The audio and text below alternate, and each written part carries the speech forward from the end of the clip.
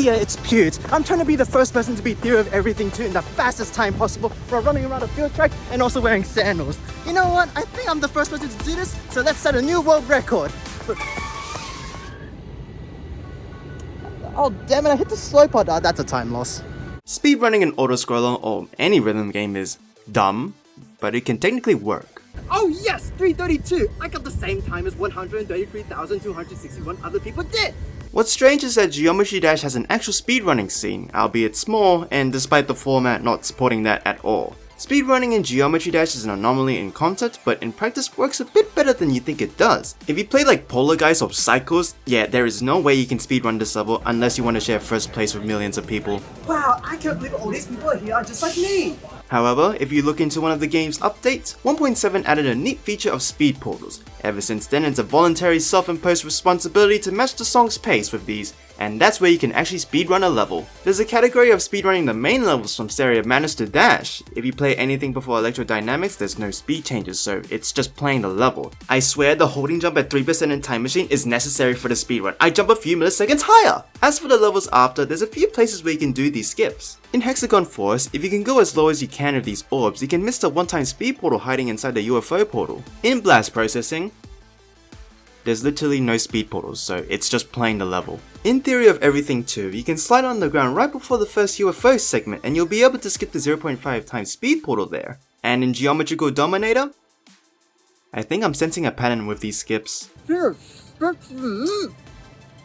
Dash has the most skips, which isn't saying much because it has just 2, which is more than 1 for the other levels, but they are the hardest to pull off. When you get to this dash orb after Colin's worst nightmare, you have to let go right when you hit the Q portal, but not the one-time speed portal in there. This is way harder than it looks as the camera pans to the right and you can just miss it if you're really unlucky. Funnily enough, doing this skip allows you to not hit the yellow blocks. If you wanted to, well, you can make it even less threatening. You can also hit one of the red blocks which would kill you, but if the spike ceiling is high enough, lol. The second one I haven't been able to recreate, but basically you have to jump as early as you can to hit the swing portal, but not the 2x speed portal to preserve your 3x speed. This is even harder than the last one. In the world record, Lila starts with Dash instead of Stereo of Madness because goddamn this would be so nerve-wracking and difficult near the end of his speedrun. As for Deadlocked, Finger Dash as well as Electrodynamics, there are speed portals, but with how the level is designed, you just have to basically play the level. Also, I lied about not being able to do the second skip. Here's footage of me doing it.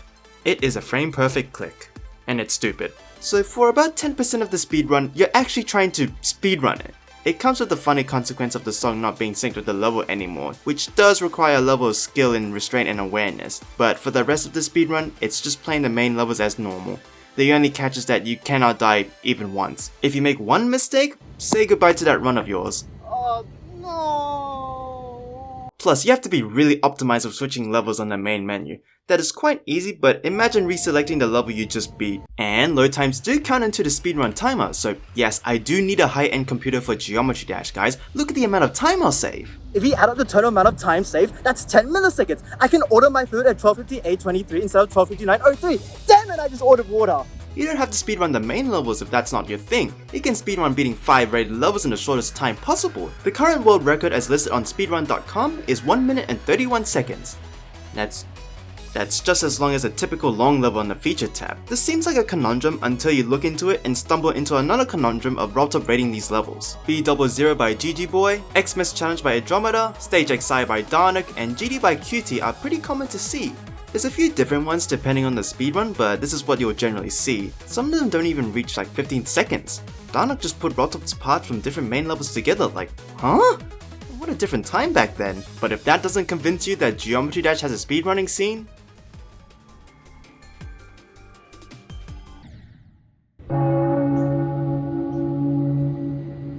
So far until he hit 76% of Poltergeist. Why did he turn back? You forgot about the third coin. True. In 2.2, we got a newly added platformer mode which throws everything you know about GD being a rhythm-based platformer into the bin and turns it into a platformer. Along with new levels in the tower, we have another speedrunning scene. Speedrunning Geometry Dash was relegated as a joke back then, but it's actually real now. Beating all the tower's first 4 levels in either any percent or 100% or even lowest percent, which means coins are now your enemy. Oh god. And you can start speedrunning any platform or level in the feature tab, whether that be checking your time and comparing it to your friends or the world, or just admiring the time that you got after completing the level. It's kinda surreal.